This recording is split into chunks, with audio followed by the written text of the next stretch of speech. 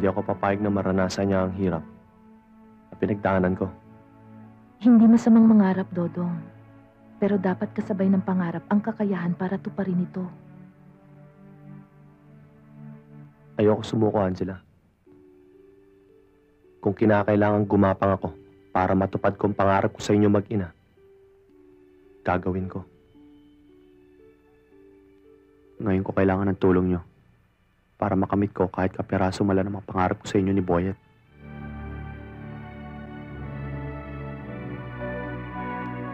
Pare, ba't mo naman sinaktan ako? Bakit? Tigas ka!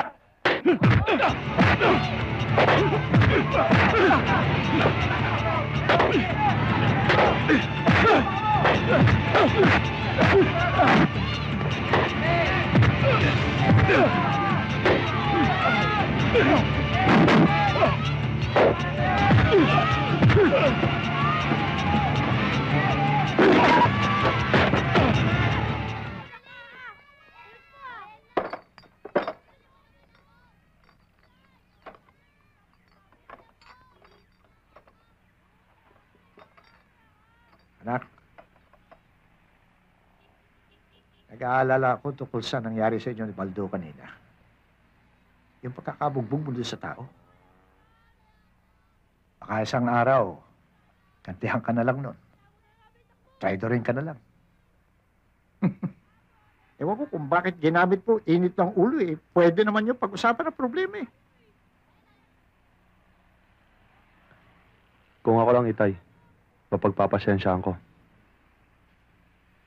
Pero kung pamilya ko na nasasaktan, katulad ng ginawa nila kay Boyet, ibang usapan na yun. Wala sino man pwedeng kumanti sa'yo. Kaya Angela, lalo-lalo na sa anak ko.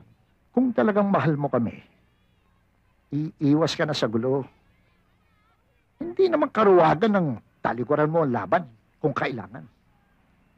Anak, dayuhan lang tayo rito. Wala tayong padrino.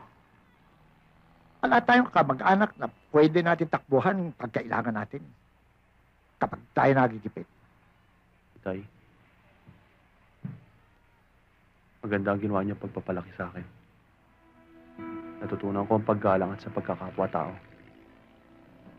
Pero kung pababayaan na lang natin na pasipain tayong parang asong gala o umiiyak na baboy habang dinadala sa katayan, paano naman tayo gagalang? Baka ni sarili ko nga hindi ko kaya tignan sa salamin. Walang magandang ibubunga ang karahasan. Dodong. Tay, kahit hayop, pag nasasaktan, lumalaban. Tay, galit po ba kayo sa akin? Hindi. Ba't naman ako magagalit sa'yo? Kasi po kanina nakipag-away ako.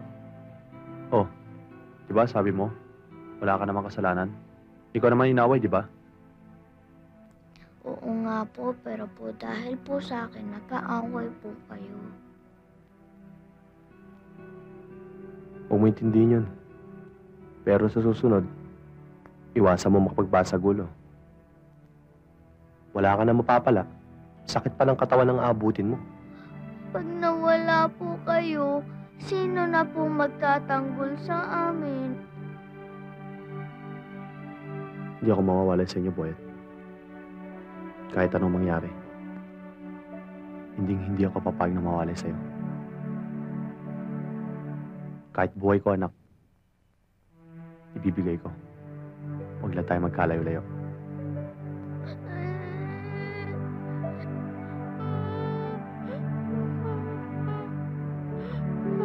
Tama na, anak. Anak.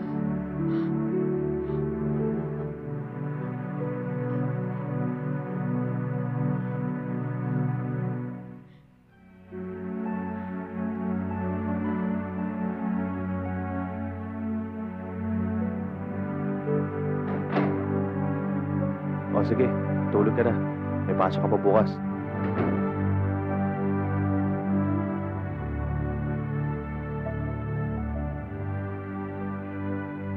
Kanina ko pa napapasin tahimik ka. Iniisip mo ba rin ba yung nangyari kanina? Dodong, mabuti pa yata umuwi na lang tayo sa probinsya.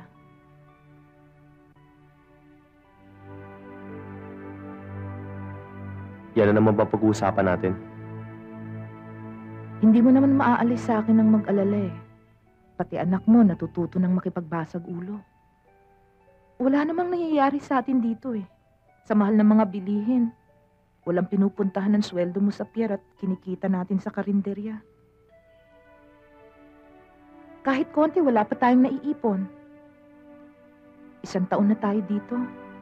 Wala pa ako nakikitang pag-asenso sa buhay natin. Wala na naman tayong babalikan sa probinsya na eh. May kapirasong lupa pa tayo doon. Pwede pa rin natin pagtaniman at pagkakitaan yun. Eh di kahirapan din ang babalikan natin. Mas pipiliin ko pang maging mahirap, Dodong. Pero tahimik at walang kinatatakutan. Hindi gaya ng buhay natin dito. Pakiramdam ko, napakalapit natin sa gulo. Angela,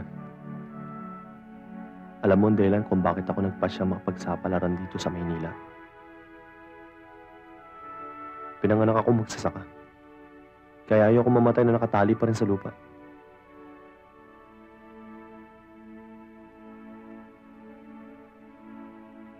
Ayoko magaya sa akin si Boyet. Hindi ako papayag na maranasan niya ang hirap na pinagdaanan ko. Hindi masamang mangarap, Dodong. Pero dapat kasabay ng pangarap ang kakayahan para tuparin ito. Ayoko sumuko, Angela. Kung kinakailangan gumapang ako para matupad ko ang pangarap ko sa inyo mag-ina, gagawin ko. Ngayon ko kailangan ng tulong nyo para makamit ko kahit kapiraso mala ng mga pangarap ko sa inyo ni Boyet.